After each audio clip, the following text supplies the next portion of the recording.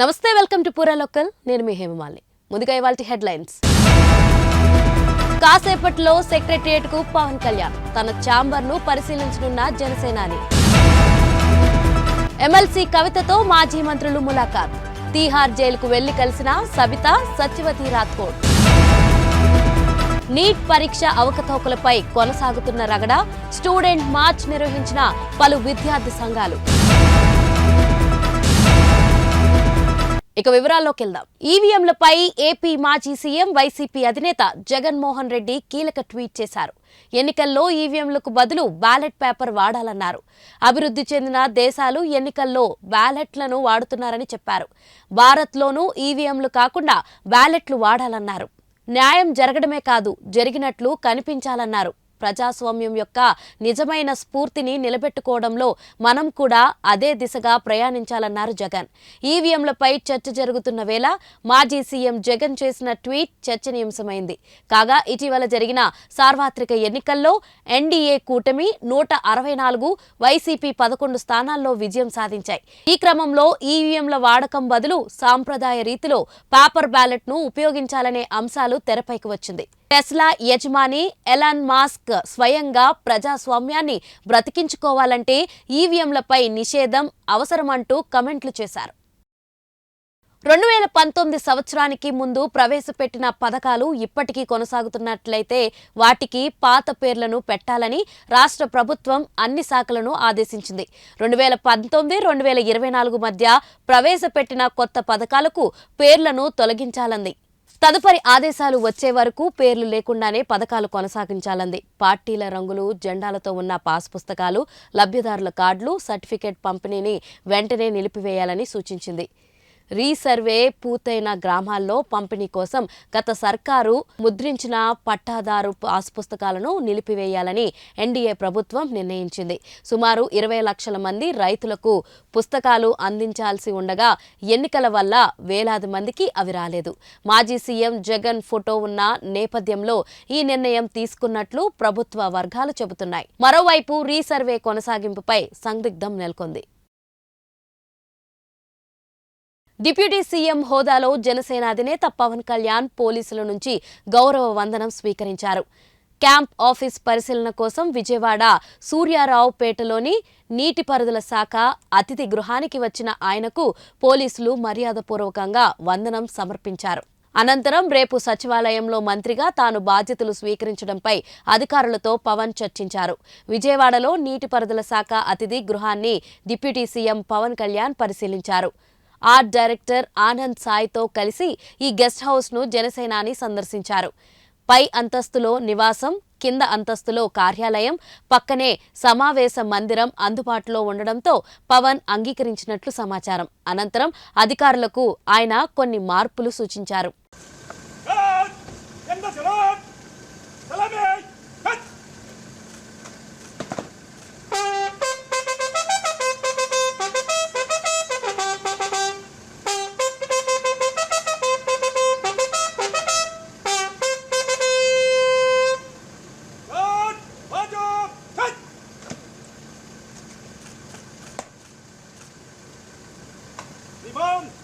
आपका निरीक्षण के लिए हाजिर है।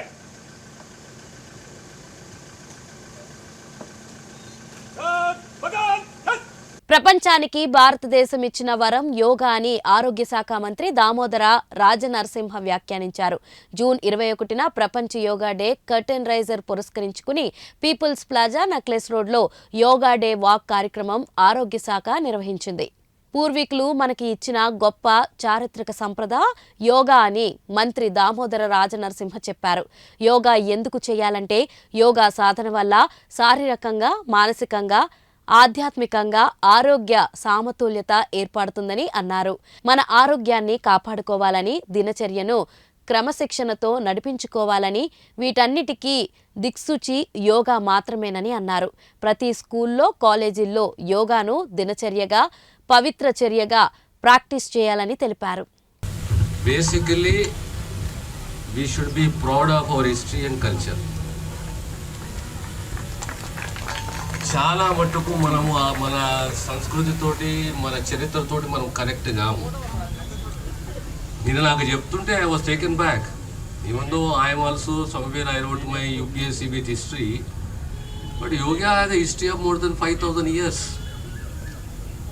Yoga is not connected to any faith. Yoga is not connected to any religion.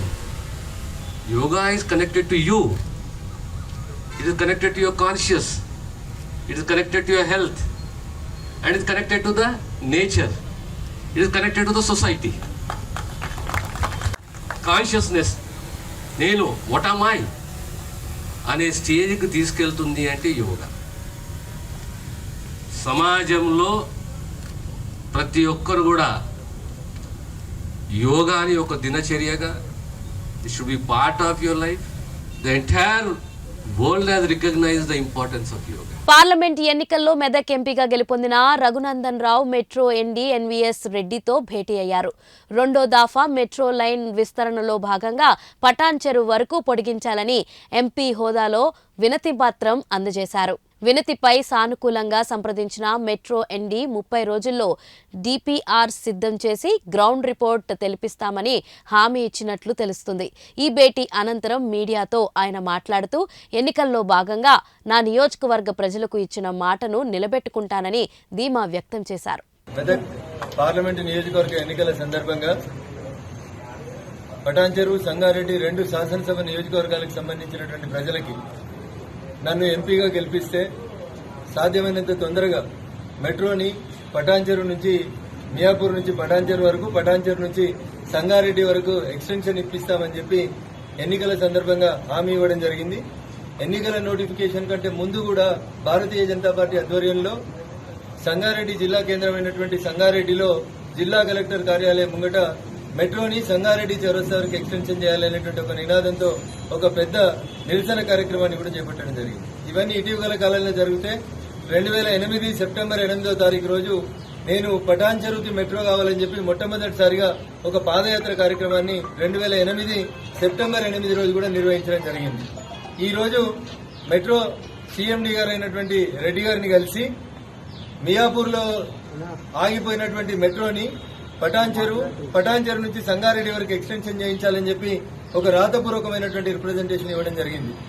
మా రిప్రజెంటేషన్ పైన స్పందించినటువంటి మెట్రో రైల్ CMD గారు నెల రోజుల్లో DPR ను పూర్తి చేసి రాష్ట్ర ముఖ్యమంత్రి గారి దృష్టికి తీసుకెళ్తామని, వారి ఆమోదం పొందిన తర్వాత భారత ప్రభుత్వానికి ఆ ఫైల్ ను పంపిస్తామని, మీరు ఆ ఫైల్ ని ఎంత తొందరగా క్లియర్ చేయించుకొని వస్తే అంత తొందరగా పటాన్ చెరువు వరకు, సంగారెడ్డి వరకు మెట్రో రైలు ఎక్స్టెన్షన్ చేయడానికి అవకాశం ఉందని చెప్పి హామీ ఇచ్చినందుకు వారికి కృతజ్ఞతలు తెలియజేస్తూ డిసెంబర్ 2024 వరకు పేపర్ వర్క్ మొత్తం పూర్తి చేసి అట్లీస్ట్ ఫౌండేషన్ స్టోన్ వేసేందుకు ప్రయత్నం చేద్దామని చెప్పి నేను వారికి విజ్ఞప్తి చేయడం జరిగింది.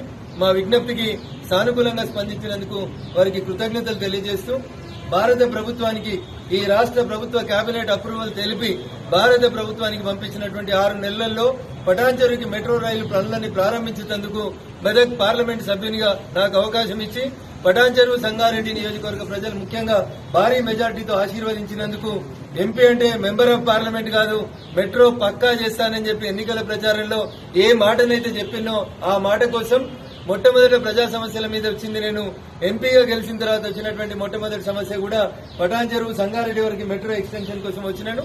ఆశీర్వదించిన మా మెదక్ పార్లమెంట్ నియోజకవర్గ ఓటర్లకి రుణపడి ఉంటాను. ఎన్నికల సందర్భంగా చెప్పిన ప్రతి మాటను, హామీని నెరవేరుస్తానని చెప్పి ఈ సందర్భంగా తెలియజేస్తూ, మెట్రో ట్రాన్స్పోర్ట్ పెరగడం వల్ల పటాన్ చెరువు అనేది ఆసియా ఖండంలోని అతిపెద్ద పారిశ్రామిక వాడ. పొద్దున్న లేస్తే పొట్ట చేత పట్టుకొని వచ్చినటువంటి ఉత్తరప్రదేశ్, రాజస్థాన్, బీహార్, గుజరాత్, తెలంగాణ, ఆంధ్రప్రదేశ్ ఇట్లా ఈ రాష్ట్రం ఆ రాష్ట్రం అని చెప్పకుండా మినీ ఇండియా లాగా అభివృద్ధి చెందింది పటాన్ చెరువు పారిశ్రామిక ప్రాంతం. ఆసియా ఖండంలోనే ఒక పెద్ద పారిశ్రామిక ప్రాంతం. కాలేజీలకు రావాలన్నా, హాస్పిటల్లకు రావాలన్నా, పరిశ్రమలకు పోవాలన్నా రోజు రోజుకి నేషనల్ హైవే 6 లైన్స్ కి పెరిగితే కూడా సరిపోనంత ట్రాఫిక్ ఉంది. కాబట్టి భవిష్యత్ ట్రాఫిక్ అవసరాలను దృష్టిలో పెట్టుకుని మొట్టమొదట పటాన్ చెరువు వరకు ఈ స్టేజిని మెట్రోని ఎక్స్టెన్షన్, ఆ తర్వాత వెంటనే దాన్ని సంగారెడ్డి వరకు ఎక్స్టెన్షన్ చేయించేటువంటి బాధ్యతను మెదక్ పార్లమెంట్ సభ్యునిగా నేను తీసుకుంటానని చెప్పి ఈ సందర్భంగా మా ఓటర్ మహాశయులకి సవినయంగా తెలియజేస్తా ఉన్నాను. నీటి స్కామ్ పై విద్యార్థి సంఘాలు ఆందోళన చేపట్టాయి. హైదరాబాద్ లో NSUI, AISF, PDSUతో పాటు వాటి అనుబంధ యువజన విద్యార్థి నిరసన చేపట్టాయి. మాస్ కాపీయింగ్ జరిగినట్లు ఆరోపణలు రావడంతో నీట్ పరీక్షను రద్దు చేసి మళ్లీ ఎగ్జామ్ నిర్వహించాలన్నాయి విద్యార్థి సంఘాలు. నారాయణగూడ నుంచి లిబర్టీ వరకు నిరసన మార్చ్ నిర్వహిస్తున్నాయి. ఈ ఆందోళనలో విద్యార్థి, యువజన సంఘాల నేతలు పెద్ద ఎత్తున పాల్గొన్నారు.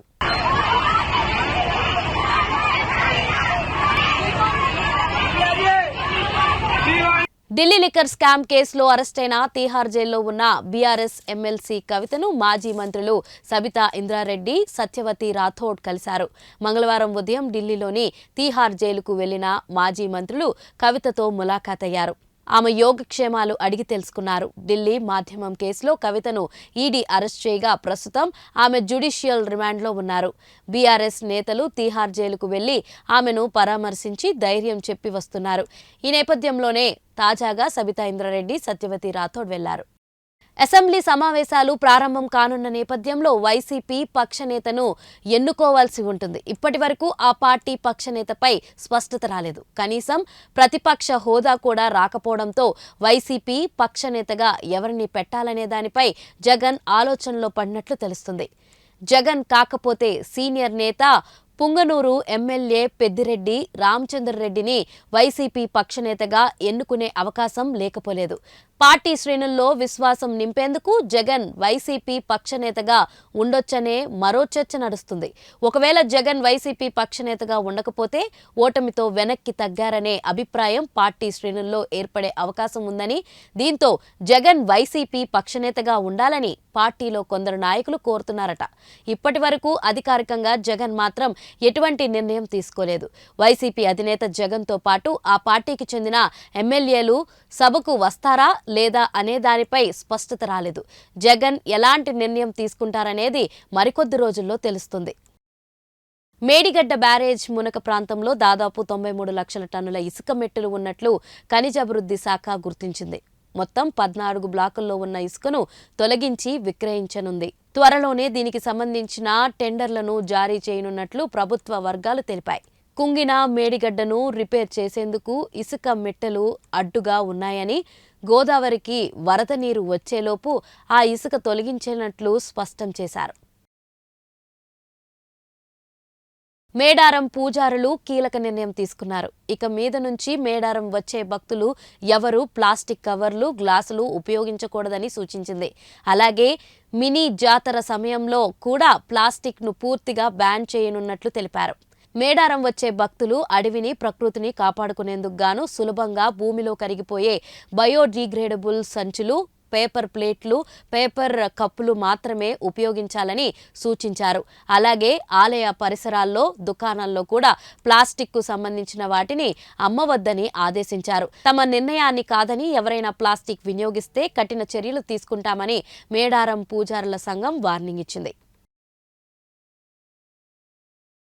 ఫోన్ ట్యాపింగ్ కేసులో కీలక మలుపు చోటు చేసుకుంది. ఎస్ఐబికి టెక్నాలజీ అందించిన ఇన్ఫర్మేషన్ ల్యాబ్లో హార్డ్ డిస్క్లను అధికారులు సీజ్ చేశారు.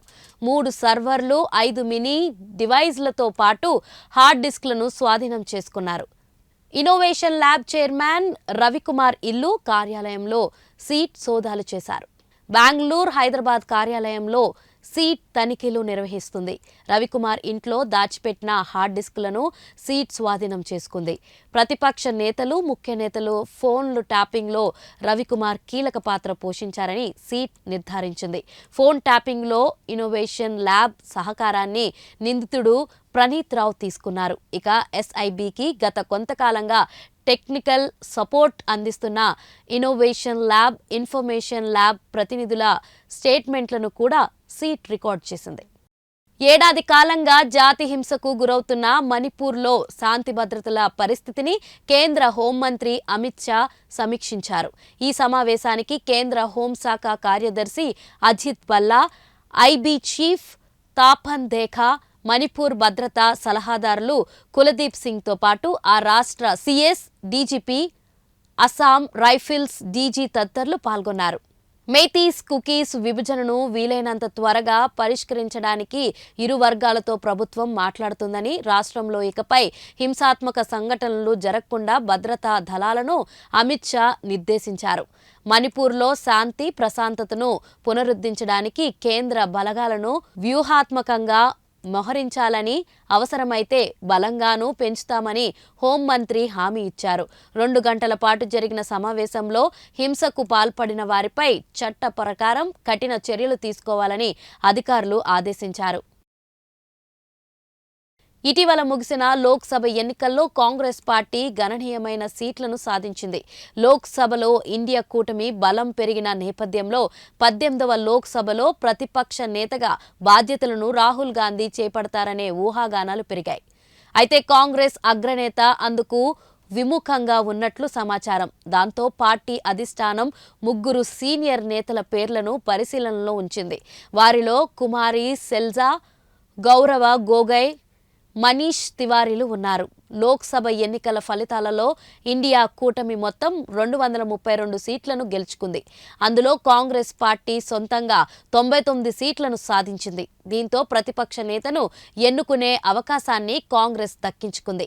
రాహుల్ గాంధీ ప్రతిపక్ష నేతగా బాధ్యతలు చేపడితే ఆయనకు కేబినెట్ ర్యాంక్ లభించడమే కాకుండా కూటమి నేతల మధ్య సమావేశానికి అవకాశం ఉంటుంది.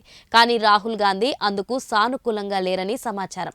2019 ఎన్నికల సమయంలో కాంగ్రెస్ అధ్యక్ష పదవిని వదులుకున్న తర్వాత నుంచి రాహుల్ గాంధీ వేరే పదవిని చేపట్టేందుకు ఆసక్తి చూపించడం లేదు. रायबरेली से और वायनाड से इमोशनल कनेक्शन है.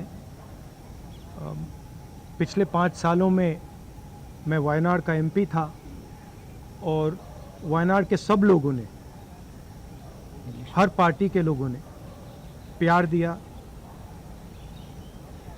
तो उसके लिए मैं दिल से धन्यवाद करता हूं और पूरी ज़िंदगी उसको याद रखूंगा. प्रियंका वायनाड से चुनाव लड़ेगी, मगर मैं भी पीरियोडिकली वायनाड जाऊंगा और जो वायदे हमने वायनाड को किए थे उनको हम पूरा करेंगे. रायबरेली का पुराना रिश्ता है.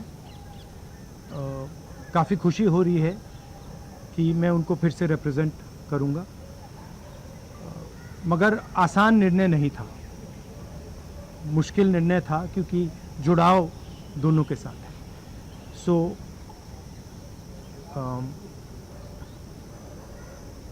I have an emotional relationship with both Raebareli and the people of Wayanad, and the last 5 years as member of Parliament of Wayanad have been a fantastic experience, a very enjoyable experience. The people of Wayanad stood with me. The people of Wayanad gave me love and affection. Every single person, regardless of party, they gave me support, love and affection. They gave me energy to fight in a very difficult time. So I will never forget that. I want everyone in Wayanad to know that Priyanka is going to fight the election in Wayanad, but I am going to be a frequent visitor to Wayanad, and I am going to be available to the people of Wayanad, and the commitments that I have made, we will stand by them and we will try and deliver all those commitments.